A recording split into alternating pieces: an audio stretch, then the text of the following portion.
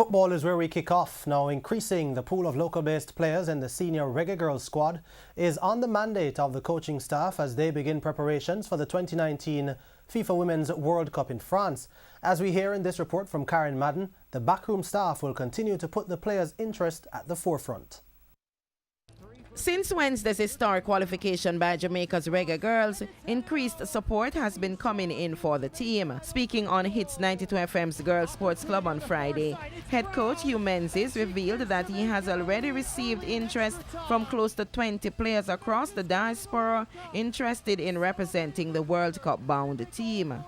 But Menzies says players based locally will not be overlooked. It's simple. We have a person on staff that we trust, Andrew Price. Obviously, Zara Gilbert is still accessible to us, and he knows, a lot of the players. And, all we have to do is bring those individuals into a camp and evaluate them. So it's not a hard thing to do. I think the league is important. It's a major factor. And several players plying their trade in the local league will be included in the squad that will be traveling to Nottingham for a Windrush Generation charity match. So it gives the opportunity to look at some local players.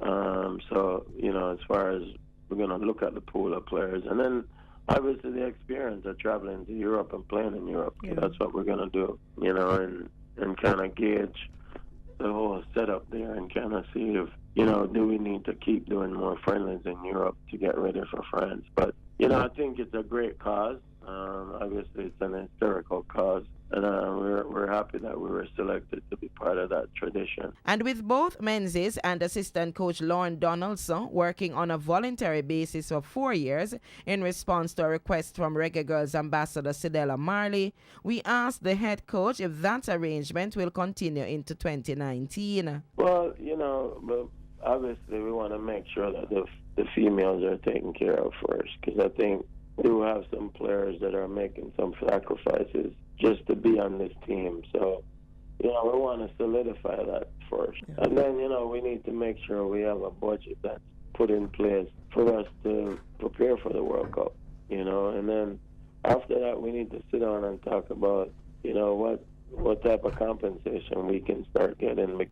The World Cup will be hosted in France from June 7 to July 7, following which the Reggae Girls will also contest the Pan Am Games from July 25 to August 9. Karen Madden, TVJ Sports.